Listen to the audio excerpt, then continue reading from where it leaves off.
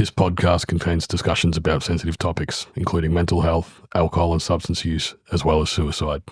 It may also include strong language. The viewpoints expressed by guests do not necessarily reflect the opinions of the hosts. Listener discretion is advised. If you or someone you know needs support, please reach out to a trusted professional or a helpline.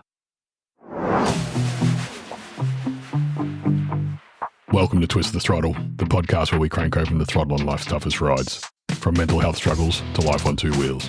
We're here to have real, raw, unscripted conversations that break the stigma and help you navigate the road ahead. So grab your helmet, hit the road with us, and remember, it's still okay to pump the brakes. Together, we're shifting gears on mental health. Here's your hosts, Ambo and the Prez. Well, welcome back, listeners. Happy New Year. Happy New Year. Yes, we've got our new guest. What, another week's passed. We've got Huggy Bear. G'day, Huggy Bear. How are you, mate? Oh, good fellas. Thanks for having me here. No, thanks for coming. All right, so we've got Huggy Bear, who's exploding onto the socials at the moment with his mental health support program that he wants to get up and running. Going to hear a little bit about his backstory, get to know him a little bit better, get through some of these questions. We sent him to get his nerves down a little bit better. Oh, I feel like I'm in a job interview. Nothing like that, mate. We just want to have a little chat. No, good brother. We'll start it off. We normally ask everyone the same question straight up. What bike do you ride? What do I have got? 2004 Softail Springer. Softail Springer. Love it. I think I've seen it on your socials. Yeah, it's pretty cool. Shiny, lots of chrome. Oh, lots of chrome. It's looking good. We keep it nice and tidy. If money was no object, what would be your dream bike? Dream bike, to be honest, it would be a Softail. Softail, Springer. Still. Springer. It's got to be a Springer. Just to look in that. You can't beat the look, can you? Nah. It's a classic. You think Harley, you think Springers. Springer, for sure, yeah. Yeah, I do like the old Springer front ends. They're pretty cool. They're pretty cool. What got you into riding? Basically, the comradeship around it, the brotherhood, catching up together with the brothers that got something in common, even mentoring, teaching about bikes and showing off their bikes. Yeah. It's just that feeling when you get together, with the brothers. And I've got something which I've written down. I remember riding bikes back since I was 3 years old. And they are fun. They're a lot of fun. And there's something about riding motorcycles like nothing else. It's like Zen.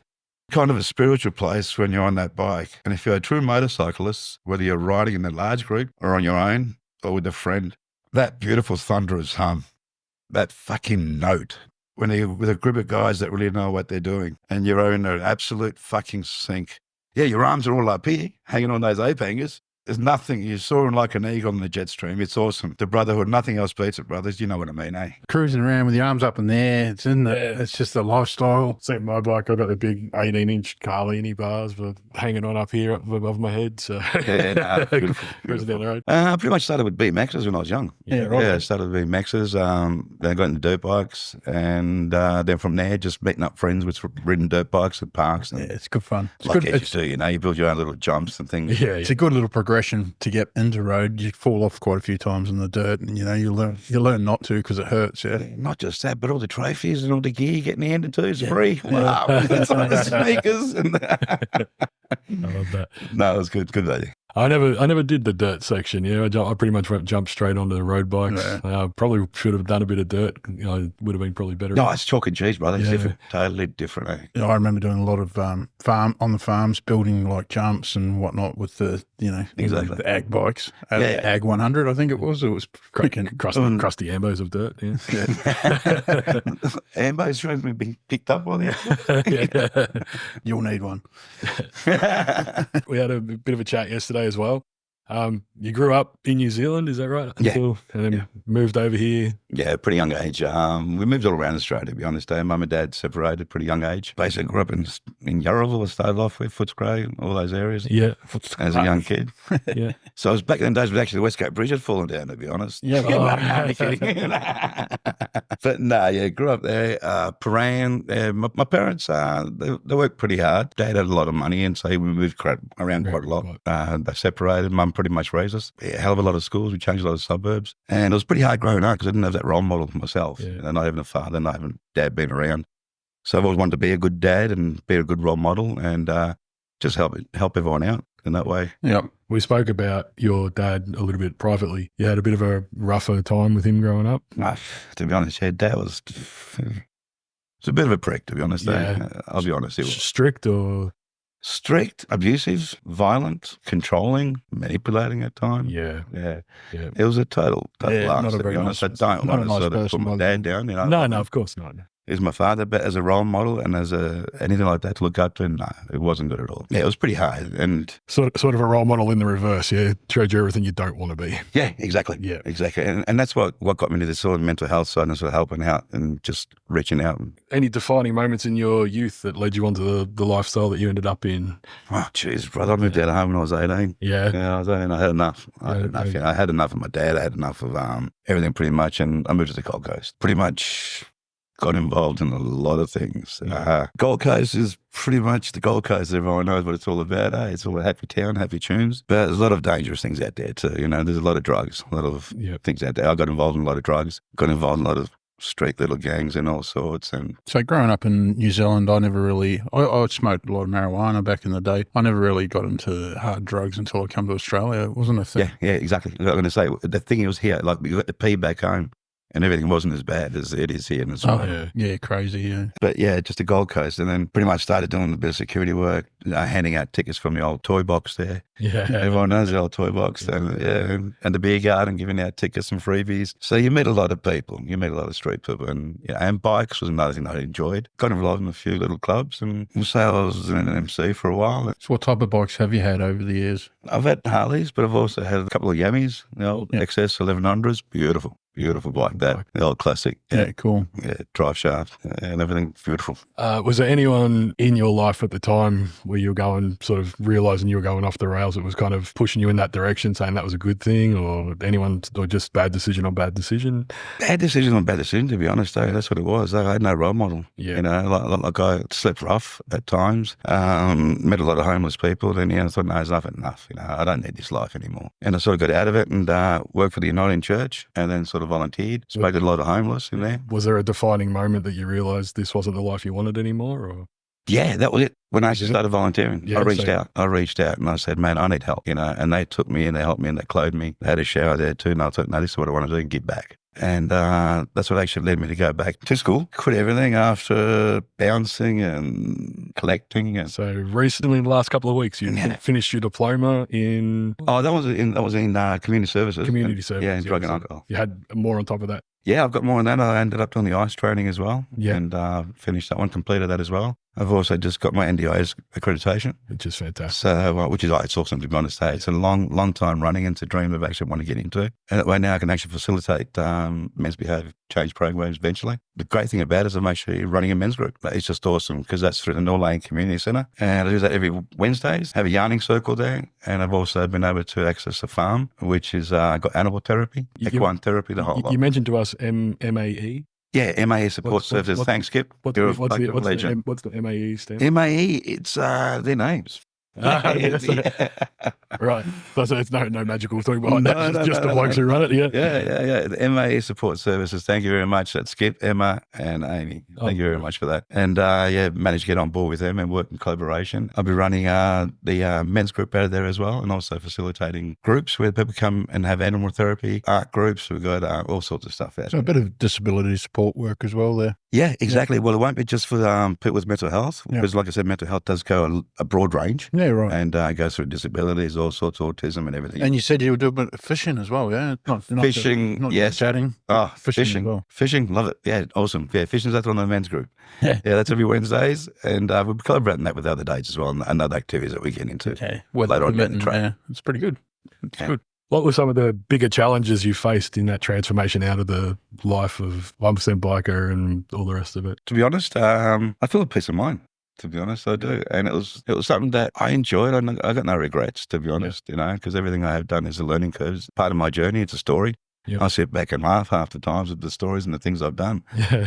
People I've met and where I am today, it's like, wow. And if I look back at myself as a 21-year-old, I'll be honest, I say, wake the fuck up. Yeah. There's a lot more things out there to enjoy than drugs, alcohol, parties, and you can still ride bike. Just get your shit together, man. Yeah. And think about your mindset and your journey, where you're going to be, because that's a legacy you want to leave behind. To clean up one of our conversations, we let our heart lead our head. Oh, yeah, sorry, brother. Occasionally. That's French, yeah. Sorry. No problem. The old Huggy Bears come out, See, that's I got the and by the way, we call it the little head doing the thinking for the big head. Like, I did a lot of that in Queensland, I tell you, and that's what I've said before. And there's a lot of drugs, and they kept thinking with my penis, and that's what got me in a lot of trouble that I got into. Yeah, dragging around. Wrong crowd. Wrong crowd, definitely. Do you have a favourite ride or destination you like? To be honest, the Great Ocean Road is one of my favourite. It is just the twists, the bendies. And even, honestly, just through Winchelsea and then Dean's Marsh through that. Oh, yeah, that's a good The backwards, another nice little ride through there. Can be a bit rough, though. That's what I like. Yeah, it is a bit right. The road needs fixing over. The roads are horrible. Victorian roads. Victorian, you can't, yeah. But it's beautiful. Good little bends up there, twisties, yeah. It's awesome. Good fun. Yeah, we've had the conversation, Ambo and myself and a couple of guests. You go down in Geelong, you're kind of right on the doorstep to some of the best roads in Australia to ride. Yeah. You've got 20 minutes in any direction. You're either out in the middle of the bush. You've got the Otways, you've got the Great Ocean Road. Oh, the Otways is beautiful up there. It's beautiful down through there. We do that every year. It is. When you were going through transition from good guy, bad guy to good guy, what were the best support networks you reached out to? You mentioned United Church. United Church. My friends, to be honest, who I ride with. They'd be in a social motorcycle club or just friends or mates on their own that I grew up with. Very, very close-knit friends I've got. And it's just awesome to actually have that support around them and having them to speak about what we've gone through in our journeys together. You know, when you actually look at it, it's great because he's opening up. You know, and speaking about it, because it's hard for us blokes. Well, big thing we push on this show, big thing you're pushing, your thing as well is it ain't weak to speak up. Speak so out, what inspires you to work in the youth justice and mental health area? Growing up in the way I did, to be honest, Yeah. And I wanted to see a bit of change within myself and as well as my family and my kids and be a better father and a better role model. Yeah, it's good. Just to reach out, because I've seen a lot of brothers suffer out there. I've seen a lot take their lives through the mistakes that I made. I was lucky to come up trumps. You're helping others with the mistakes you've made in your life. Exactly. And if I could help someone, that's amazing. You know what I mean?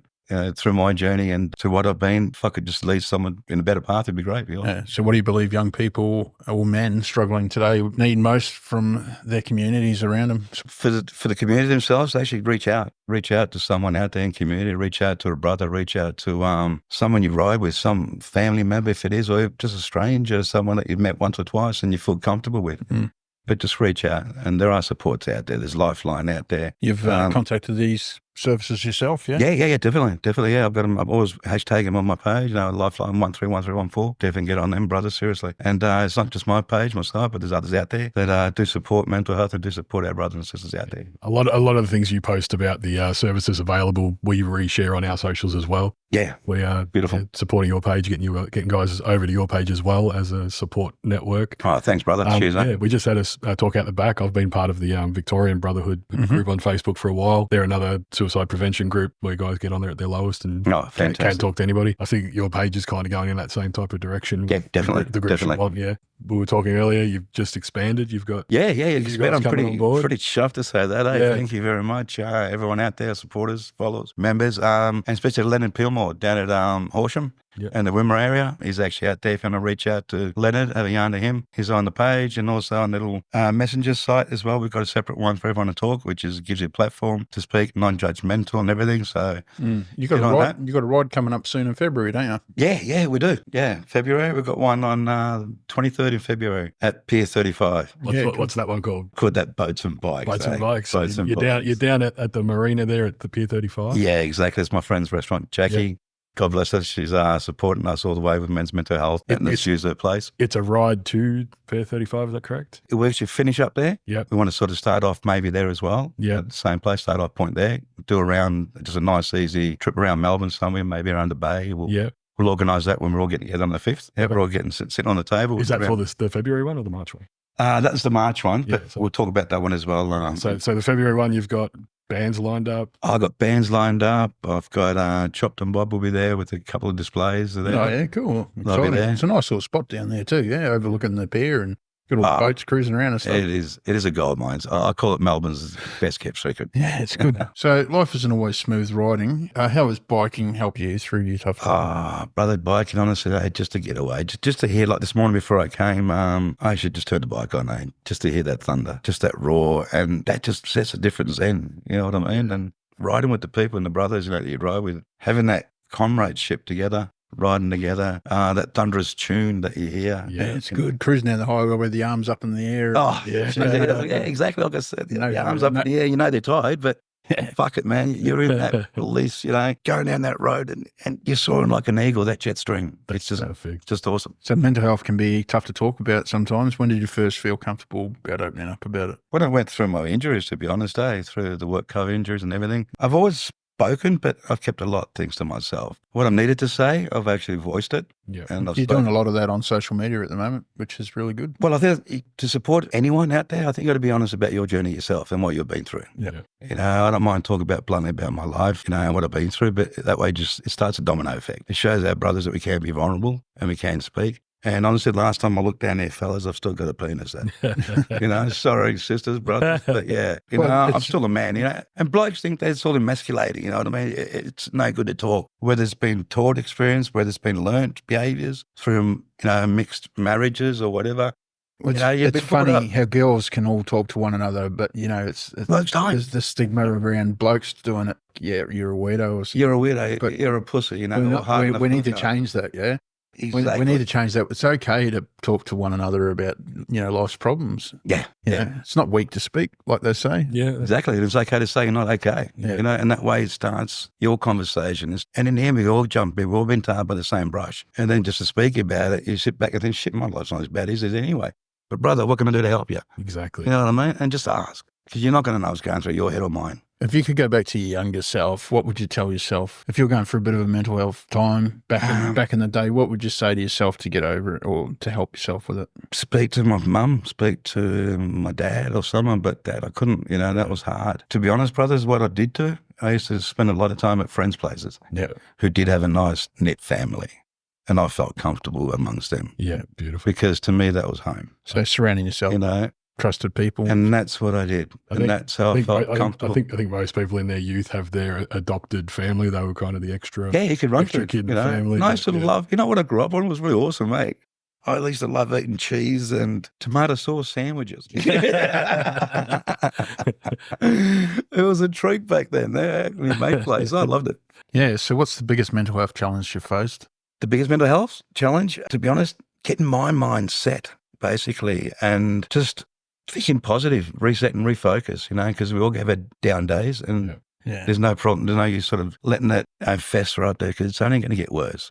If you let it fester, it's going to become abusive. You're going to become agoraphobic. You're going to become less hanging out with community. Yeah, bottling it up. Bottling it up is no good. No. It's never good because it's going to fester and it'll explode at the wrong people and it's going to get yourself into trouble. So who would you tell people to turn to first? As a first port of call, who would you tell? Your loved ones. Yeah. Your loved ones, whether you think they hate you or they don't, they're trying to help you, but they don't understand what you're going through because you're either yelling at them, you're being abusive, you're either locking yourself away and you're not speaking. Yeah, drugs isn't the way either. No. Drugs or alcohol, it's not, definitely, It's a distraction. It is. It's a distraction for 5-10 minutes and then in the end you're going to be thinking, wow, what the hell am I again? Amber and I like to have a chat with our guests before we bring them on the show. So we know a little bit more about you than you went through some pretty bad issues with work, needed help. They weren't there for you. Oh. You ended up in hospital, lost a house, lost a lot in that time period. That was sort of your kick in the ass to say, kick in the ass, what can I turn this around? Going through the mental health stuff yourself made you realise the lack of support networks out there, and you're filling that gap now. Is that a source of pride for you now? As this grows, you're feeling that void. Yeah, I feel that void. I really am. To be honest, I look forward to getting up every morning, looking at my page, and someone saying thank you. To me, that's their step towards their journey and their healing because they've actually reached out. They're on the page, and that's what I'm chuffed about. It's overwhelming to see that. I could lead a horse to water. Yeah, come back and drink. You've got quite a big following in a very short amount of time. You must be. To be honest, brother, I started this on the 28th of August. I was laid up in hospital, and like you said, I did get laid off work because I was on the work cover system and caught in that crud. And then I actually thought I'd volunteer to walk off work and get my feet done. The work cover system is very good at making you feel like you're trying to steal money, aren't they? It was ridiculous. It was like unbelievable. And then they try and weasel out of it. Yeah, any excuse they can get out of pay. Yeah. Oh, they do. Yeah. But what I find it weird, they'll actually pay and they'll hand out for a $400 return trip to Melbourne to see my doctor. Yeah. Anytime I like, but they won't pay for my meds. They won't pay for my psychiatrist and everything else. It's just ridiculous. Yeah, so that's why I started the page. Who draws that line? Yeah. And that's why I started the page. Yeah. Look, there's no supports out there. I've seen brothers take their lives. I've seen brothers suffer. I've seen brothers not speak out, change from being the man they were to Hollow shell. exactly. Yeah. Exactly. And that is what's scary. The one thing for me about this is it's important to get it out there that everybody goes through Everybody does. some sort of mental. It's not just males; it's females as well. This is why we're not talking just about men's mental health. It's mental health. No, in general. Particular, yeah. That's why on my page, if you actually seen, I've got a lot of females which are on there. I've seen that, yeah. I do bang on about that because for us to support our brothers, we've got to support our sisters. They've got their own journey. They're suffering through the same thing. And they're also scared of talking to us brothers, man. For fuck's sake, we're yelling and screaming them. Yeah. Calling them every name under the sun. They're going to be scared. I mean, they're not going to speak about their journey. So they're suffering, trying to support us at the same time, as well as having their kids to look after, their own work, their own troubles. So it is very important. Very important. Was there anyone who challenged you or inspired you to look in the mirror and make the changes, or was it just yourself? You've done that off your own bat? To be honest, brother, I've looked myself many times in the mirror and I said, what the fuck am I here for? You know, there's so many low points in my life where I looked and thought I'm useless to anyone. Can't look after myself, let alone support anyone else. But then I did, and I looked at myself constantly and I said, wake up. I'm not going to feel sorry for myself. I got to keep up, keep myself in the ass and keep moving forward. You know, it's the only way to do it. If you give up, you're giving up on yourself. It's good. We had a guest on just recently.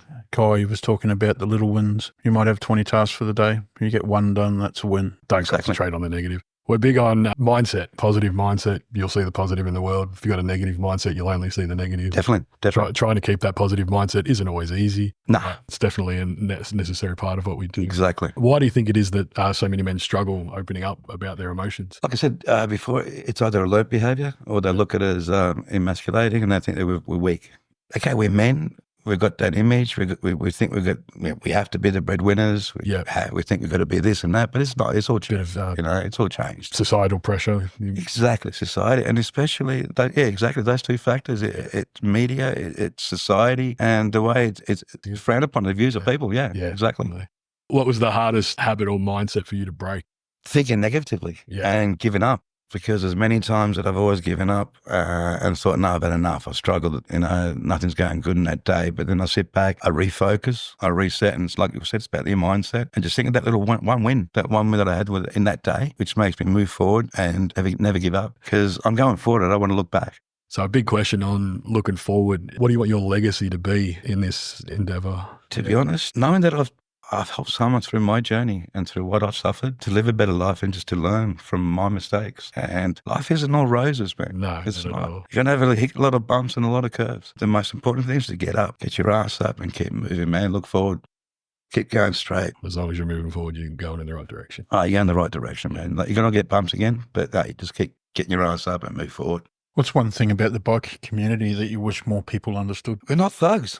We're not thugs. Okay, we look ugly, bald and fat, some of us. I do. There are a minor few that make but it's not. Tarnish the whole thing, isn't it? And that's the thing, like everyone's watched too much of Sons of Anarchy, I think. But the perception is changing. Community can see that bikers do contribute to community. Every year we've got a toy run. With Father Bob, or would there be other communities, other SMCs out there, other clubs, doing a toy run? If you see out there, the best person you'll ever meet is a biker. That's it. We all try and jump in and support one another, yeah. So it's good to keep an eye out for that sort of stuff. We all rely on each other. You do. So you and I, one of our first conversations we had, Huggy, was about your event coming up in March. We're going to try and do a big event. We've got quite a few people involved in that, quite a few local clubs. Who are some of the ones you've got so far? Brother, I'm actually chuffed, to be honest. Firstly, thank you, Russ Nuts and Twisted Throttle. Thank you for coming aboard. Amber and Jeff, thank you. I was going to say Sarge. We're screwing names up left, front, centre here.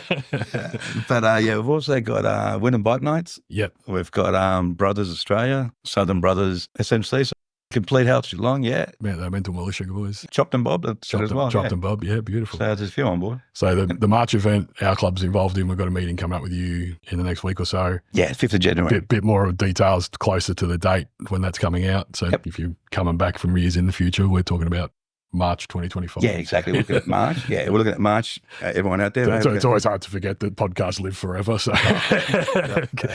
and days just go so quick. That's true as well. Yeah, it's in March 2025 we're looking at, and we're all catching up on the 5th of January at Pier 35 to have a yarn about it. Dade, discuss the route where we're going. So that way it saves us getting all these roadblocks and police and all that. Yeah. And we want a big turnout. So that we get everyone involved, and it's also for community and raising funds and awareness for suicide awareness. Yeah, so I think it's pretty important thing out there. What's the one song or mantra that you live by when you're out on the road? First of all, you're not a music guy. We've had this conversation. Yeah, no, I'm not. You prefer the silence, the sound of the bike. The sound of the bike, yeah. Sound of the bike and just a clear head. I always switch off, even when I'm in a car. I've got no music. Yeah, weirdo. That's good. Everyone says that. And they go put the radio on, and I'm like, fuck, I can't hear, man. They go, hear what? I said, the road. It's like, yeah.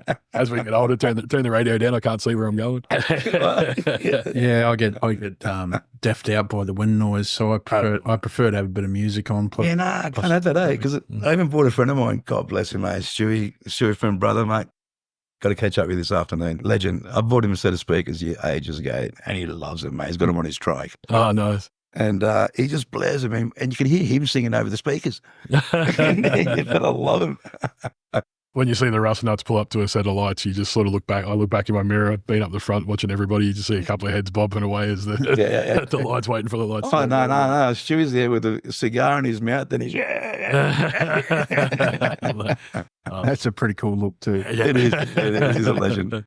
Anything else you would like to talk about? Anything? Brothers, no, honestly, I'd like to say thank you. Thank you very much for the opportunity to come in. It's been great to get the word out. It's awesome to have you guys and everyone else on board for my vision and our vision. Yes, dude. It's our vision, really, not just mine. But everyone else, just get on board, It's a great thing we're doing. And follow my page, follow their page, Twist the Throttle, and Huggy Bear's supporting men's mental health. Get on board. Catch you all in 2025. Yeah, thank you very much for sharing there, Huggy Bear. It's been really good. Amber, cheers, brother. Thank you. Thank you. Happy New Year to you and your family, brother. Thank you, sir. Jeff, thank you, brother. Thanks for riding with us today on Twist the Throttle. If you enjoyed the ride, don't forget to subscribe, leave a review, and share it with your crew. Remember, no matter how tough the road gets, you're never riding alone. Stay safe, stay open, and catch you on the next ride. Keep that throttle twisted.